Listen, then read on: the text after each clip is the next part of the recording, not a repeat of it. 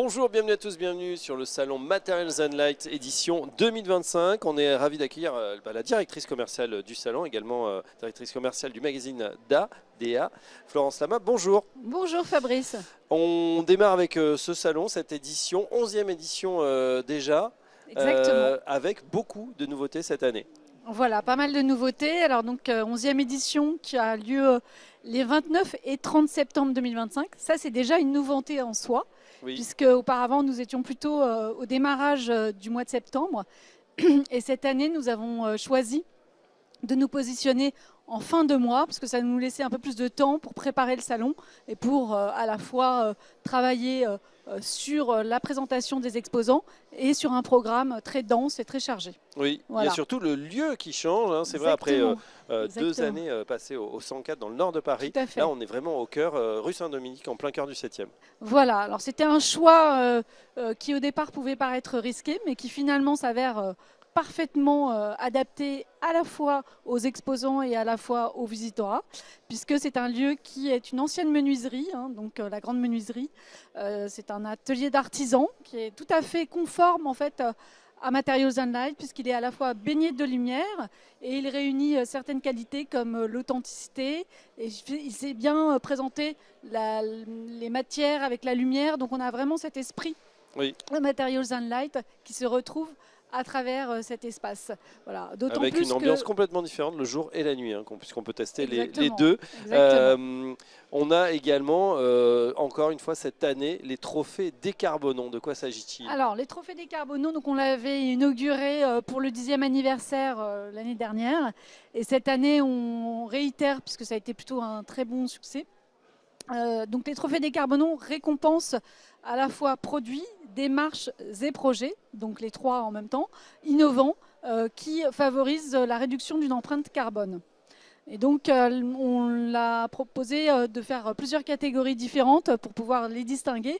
Donc il y a tout ce qui concerne les ressources et matériaux, mais également l'économie circulaire et le réemploi, ainsi que les circuits courts et la production locale. Voilà. Et puis cette année, on a également choisi de remettre 2 prix spécialement dédiés à des fabricants, et qui sont des fabricants d'éclairage, donc qui ne pouvaient pas réellement faire partie d'une catégorie ou d'une autre. Bien sûr. Voilà.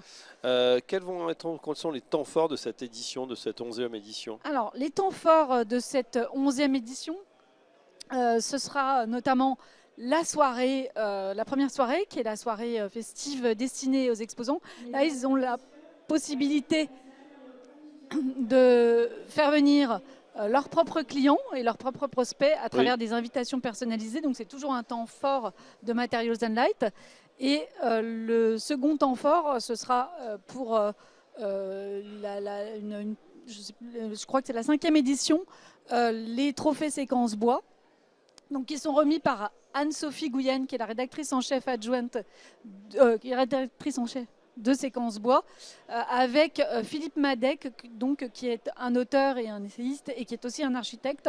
Donc ça va récompenser non pas des projets en particulier, mais un récit architectural. Voilà. Et ça aura lieu ce soir, donc mardi 30 septembre, à partir de 18h30. D'accord. L'espace bio également, géosourcé. Voilà, ça c'est aussi une nouveauté. Donc avec les trophées Décarbonons, ça a été inauguré à l'occasion du 10e anniversaire. Ce sera donc présent à l'accueil du salon. L'objectif, c'est de pouvoir présenter différents exposants qui vont aussi mettre en avant des produits en faveur d'une construction durable, d'une construction et d'un aménagement durable.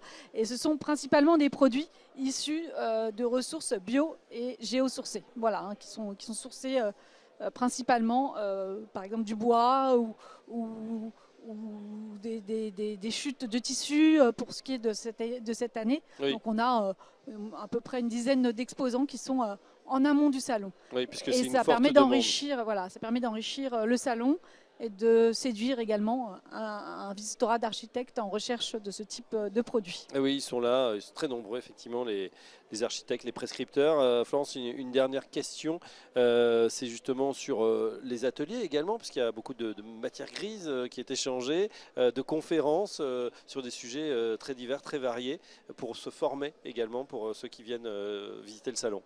Voilà, exactement. À la fois, on a mis en place des temps forts type table de ronde, conférence, pour un peu parler de sujets qui préoccupent les architectes, comme l'urgence climatique ou la reconstruction d'un territoire. Par exemple, la conférence qui est prévue sur Mayotte. Et en même temps, on a cette volonté d'avoir une vocation très pédagogique vis-à-vis des architectes au travers des formations et des ateliers qui sont dispensés par la MAF et par l'ACE.